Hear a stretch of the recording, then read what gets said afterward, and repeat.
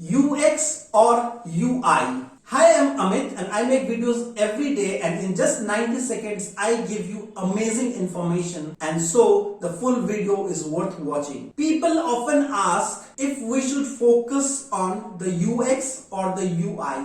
Now UX and UI are both completely independent words and both of them should be taken care of. When we talk of UX, it's the user's experience with your product, how well they are able to use your product, how friendly your product is, and how much the user is being benefited from the product. Whereas UI is the layout, the colors, the buttons, the menus, and everything that users can see. Now both of them are related, because if you have an amazing product but the UI is not good enough, people might run away, because as we know, book is always judged by its cover. On the other hand, if your product is not good enough, it's not friendly, having the best UI will ultimately land down to disaster. So you should always focus on UI as well as